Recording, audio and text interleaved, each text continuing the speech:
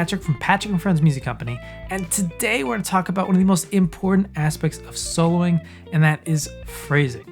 A lot of times, phrasing is what sets apart a beginner soloist from a more experienced soloist, and it can also help you develop your own unique style and sound. Now, what is phrasing?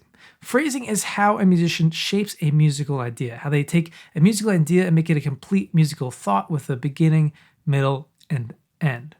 Now, if you watched our last videos on learning the solo, dealing with vocabulary, scales, and arpeggios, you know that I equate learning the solo like learning a language. And in this case, phrasing is how we talk, how we take ideas and put them together to form complete sentences and complete ideas. So if we look at a normal sentence like, I went to the store and bought some vegetables, that takes up two thoughts and puts them together. I went to the store, bought some vegetables, and it kind of combines it with that word and. However, if we sort of put commas and pauses in sort of odd places, the sentence sounds pretty weird. So let's put a comma after the and a comma after bought. It's going to sound like, I went to the store and bought some vegetables. Now, that sentence sounds extremely awkward and extremely uncomfortable, and if you say that, it's almost incomprehensible. And this is just like phrasing. You know, if we have sort of awkward musical phrasing that sounds unnatural, it's going to sound wrong. Even though you have all the right notes, all the right vocabulary, if you don't phrase it correctly, it's going to sound just not quite right. Now, an example of sort of weird phrasing sounds like this.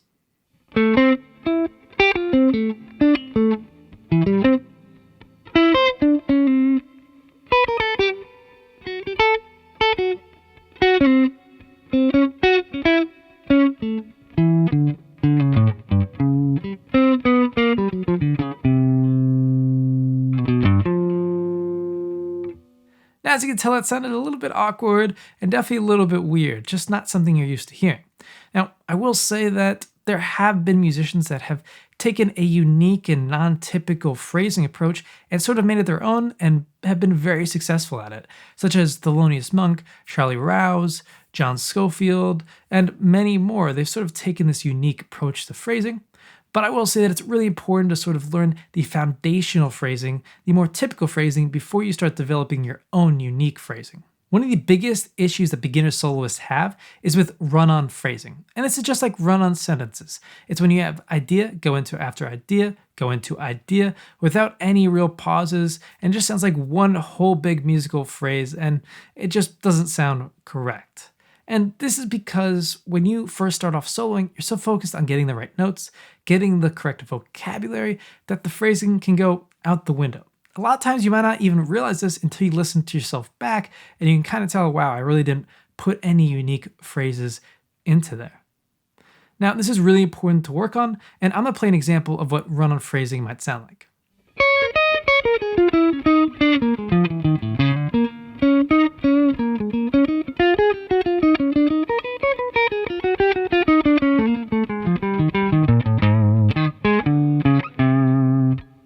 So the big question is, how do we work on phrasing? How do we develop our phrasing? And this is not a total simple answer because phrasing will develop over time as you learn more solos, listen to more solos, and just really pay attention to your phrasing. I think this is the most important part. A lot of times people put phrasing at the back of their list, but it should be one of the top things at their list when learning how to solo. Just putting a focus on phrasing will really help you. However, there are ways you can work on phrasing, and we're going to discuss two different ways that can really help you practice getting your phrasing to that more advanced level. If you watched our last videos, you know that I think it's really important to steal. It's a really important part of the learning process. And what we're going to do today is not necessarily write a solo by stealing, but we're going to work on our phrasing by writing sort of a fake solo, a mini solo, by copying a famous solo's phrasing. Now you can use any solo, one that you like or just one that you find interesting. Today we're going to use the beginning to Let It Be. It sounds like this.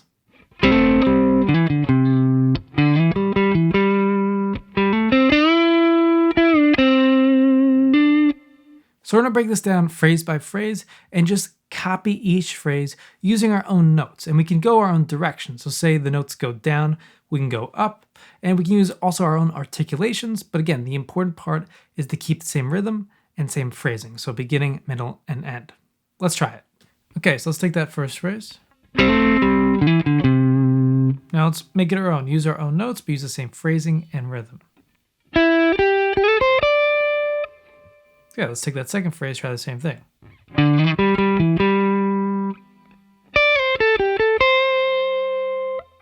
Awesome. Let's try that last phrase. Okay, again, let's make it our own.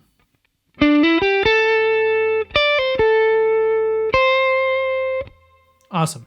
So let's put it all together and see what our solo sounds like.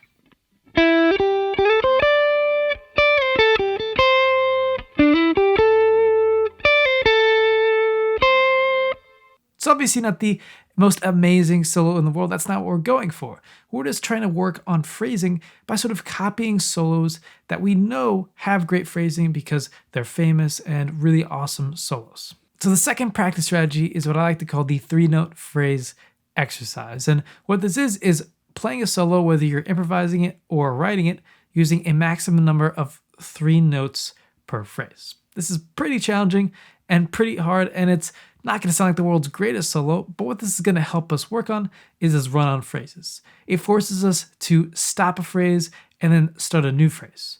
And this helps to prevent us from going directly from one idea straight into the next idea without a pause. So this is also going to help us really work on building upon each phrase.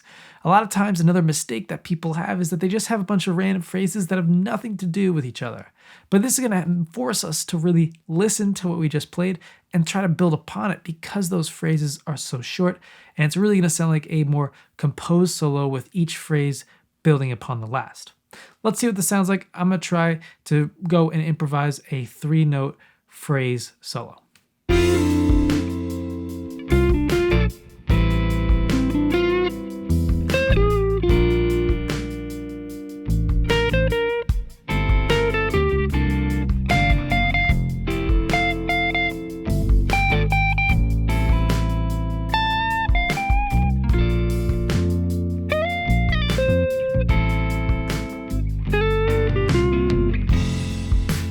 Again, not the greatest solo in the world, but it really forces us to stop each phrase and start a new one and build upon each phrase. Phrasing is a difficult thing to really get down, and it's not a simple answer to get there. However, if you just really pay attention to it and really focus on your phrasing and try these practice strategies, I think it can really help you. So I hope to see you in the next video, but in the meantime, happy practicing.